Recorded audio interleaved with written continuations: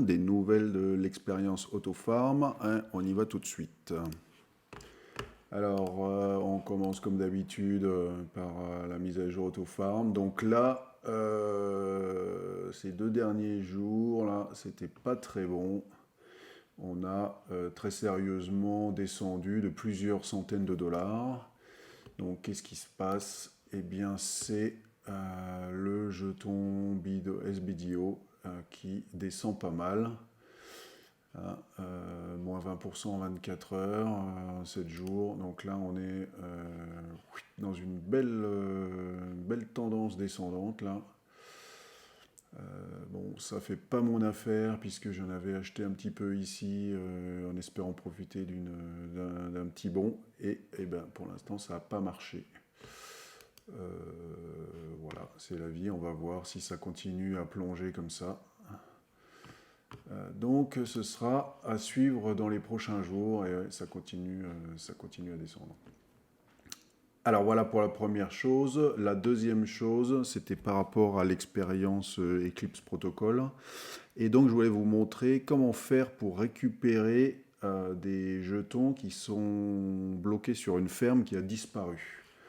Alors, comment ça se passe? Ça se passe sur BSC Scan.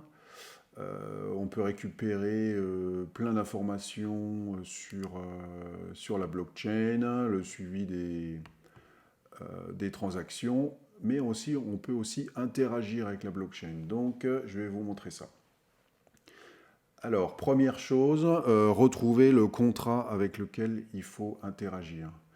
Donc, pour retrouver la source de ce truc-là, je vais prendre l'ID du token qui nous intéresse et je vais aller voir ce qu'il y a autour de ça. Donc, ce token, je le prends. Voilà, donc ça c'est l'adresse du token ECP de la ferme originale. Et je vais aller voir ce qui se passe sur ce token. Donc on voit qu'il y a encore des transactions qui se passent, hein. Il y a 24 minutes, hein. Il y a quelqu'un qui a fait une transaction, on peut même aller voir le détail. Ah bah il a validé l'achat ou la vente de jetons ECP sur PancakeSwap.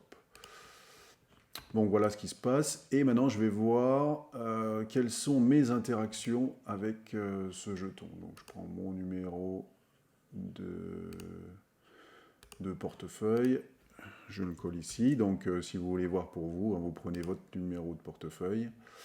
Voilà, et on trouve 2 transactions liées à ce jeton.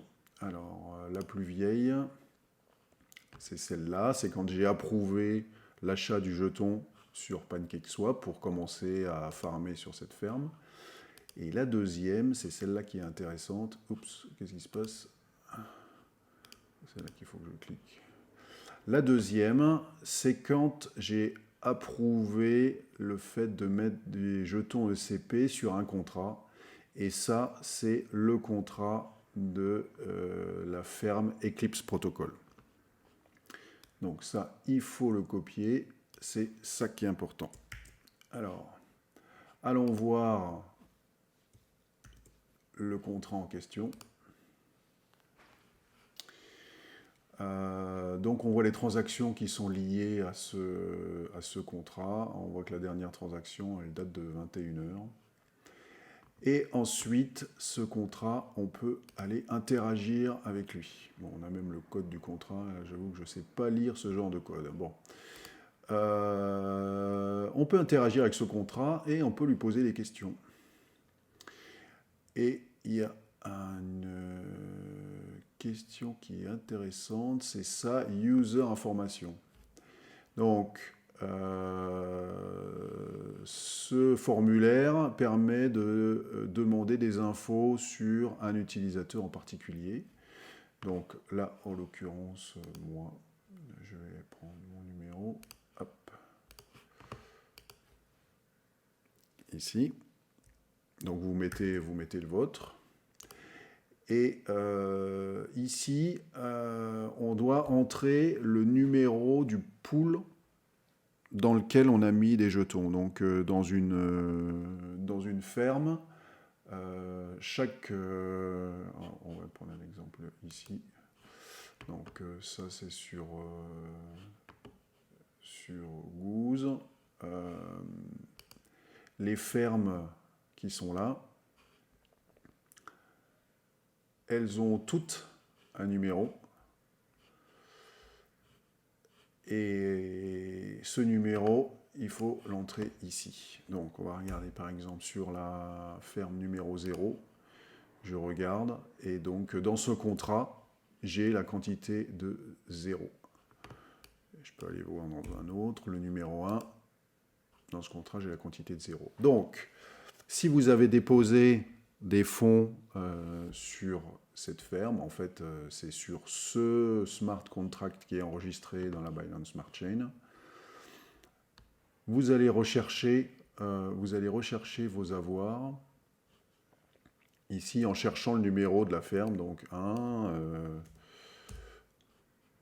2 et ainsi de suite. Et vous allez trouver un numéro de ferme dans lequel le champ amount est supérieur à 0. Donc c'est un très grand nombre hein, parce qu'il n'y a pas de virgule dans la blockchain et donc c'est multiplié par 10 puissance 18 pour avoir une grande précision.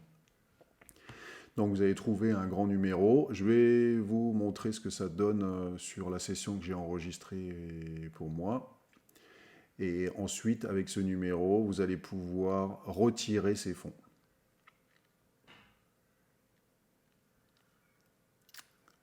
Bon, voilà, donc là, on passe les...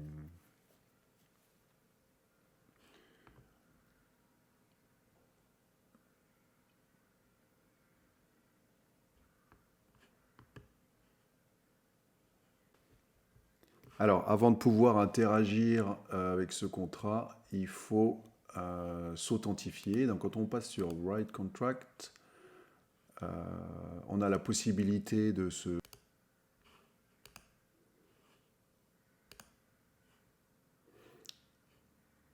Et voilà, mon portefeuille est connecté avec cette interface qui permet d'écrire dans la Binance Smart Chain. Alors voilà, sur la ferme numéro 6, je regarde ce qu'il y a et je trouve deux valeurs. Le montant, à peu près 59,6 jetons ECP et Reward Debt, c'est le nombre de jetons ECP que j'ai farmé. Donc je copie le montant de jetons que je veux retirer de cette ferme.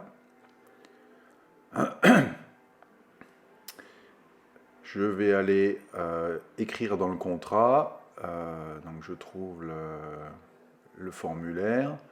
Donc je donne la ferme numéro 6, je colle le montant que je veux retirer.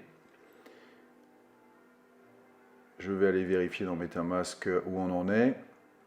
Donc c'était des jetons ECP première formule. Les voilà, 1560 jetons ECP, et donc allons-y. Je lance la transaction, je confirme les frais, et ensuite on va aller voir le détail de la transaction.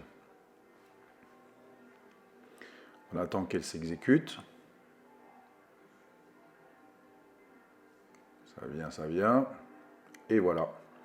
Et donc on a une transaction de retrait de 59,6 jetons ECP.